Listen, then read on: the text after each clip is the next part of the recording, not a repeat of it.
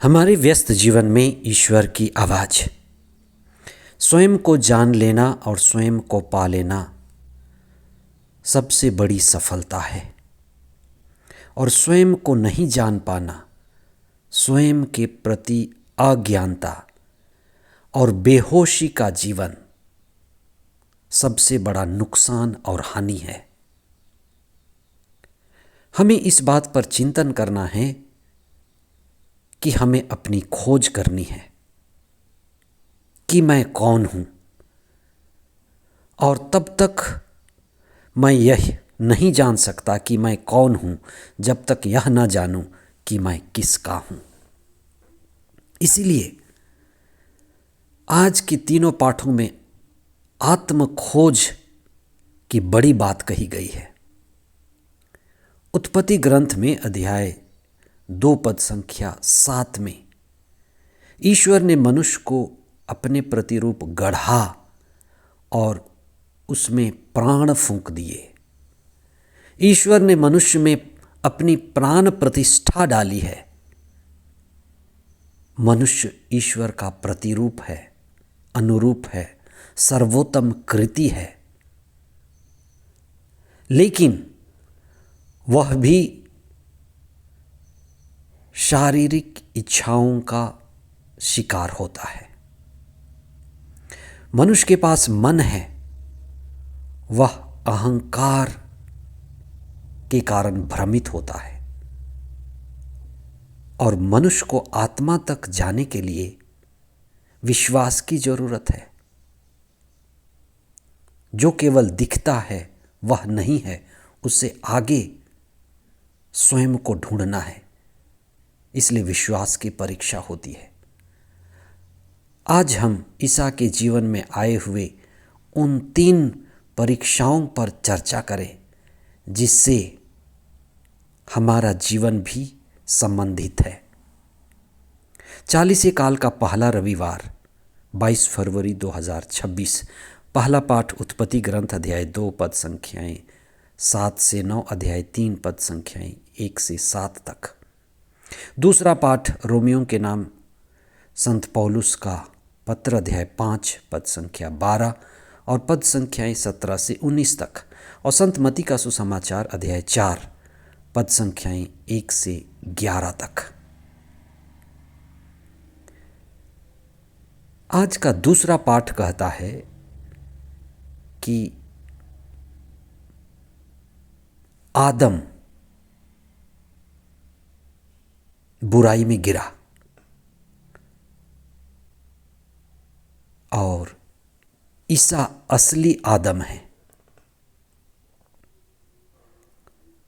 एक आदम जिसके पास शरीर है, मन है, वह शारीरिक इंद्रियों का शिकार हुआ, अहंकार के बंधनों में बंधकर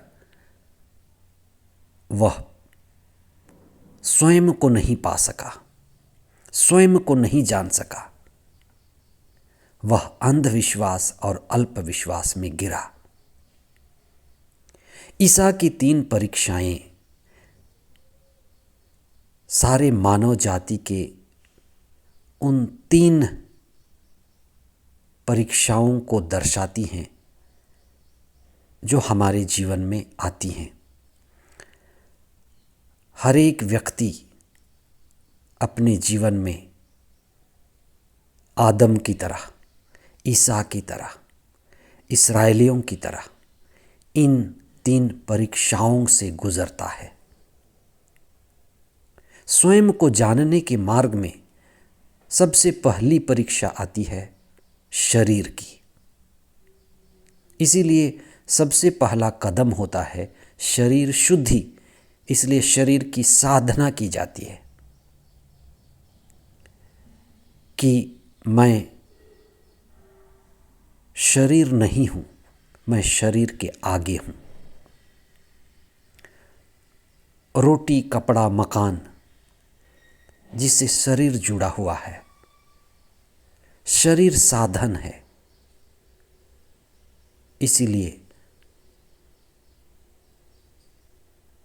ईसा से यह कहा गया कि तुम दैवीय शक्ति चमत्कार से पत्थर को रोटी बना लो।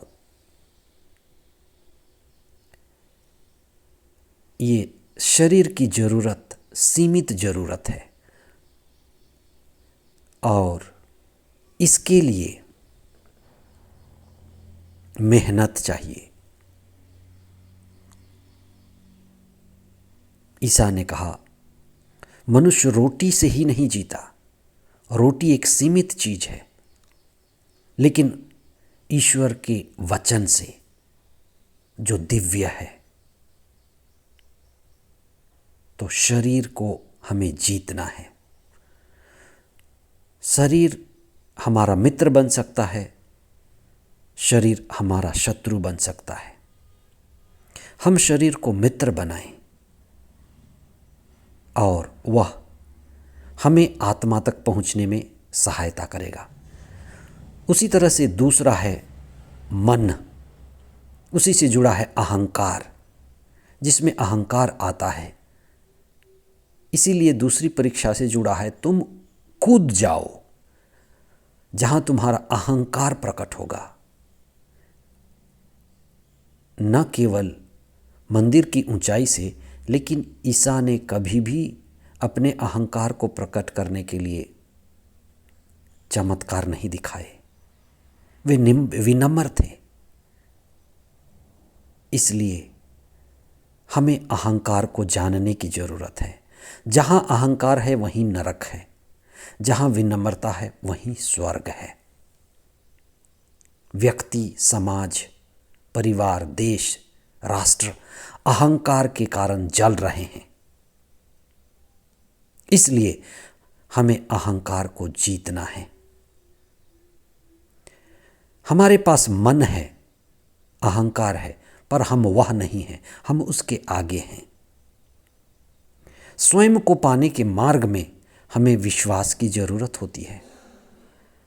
इसलिए इस संसार में रहते हुए हम प्रभु पर विश्वास करें, उसके वचन पर विश्वास करें, स्वयं पर, आत्मा पर विश्वास करें। इसलिए आखिरी परीक्षा जो है, सारे संसार को दिखा करके कहा जाता है, झुक जाओ। संसार में पैसा है, पैसे के पास झुक जाओ। संसार में ताकत है, ताकत के पास झुक जाओ। संसार में सुंदरता है, सुंदरता के पास झुक जाओ। संसार हमें आकर्षित करता है, संसार हमें बांधना चाहता है। इसी से मुक्ति चाहिए और इसी के लिए विश्वास चाहिए। जब हम सांसारिकता पर विश्वास करने लग जाते हैं तो हमारा ये अंधविश्वास होता है।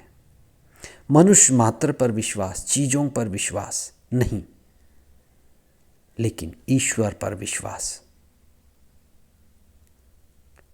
इसलिए संसार है, हम संसार में हैं। संसार साधन है, शरीर साधन है, मन साधन है, ये सभी साधन हैं। इन्हें हमें साधना है और आत्मा तक, ईश्वर तक पहुंचना है। इसीलिए ईसा 40 दिन 40 रात प्रार्थना में बिताए, क्योंकि हम ईश्वर के पास से आए हैं। हम खुद को तब तक नहीं जान सकते जब तक हम ये नहीं जानते कि हम किसके हैं, हम ईश्वर के हैं। इसलिए साधना भी हमें ईश्वर के पास पहुंचाती है, एक ऊंचाई देती है। 40 का समय साधना का समय है। इसका सदुपयोग करें और एक आध्यात्मिक ऊंचाई पाएं। आमीन।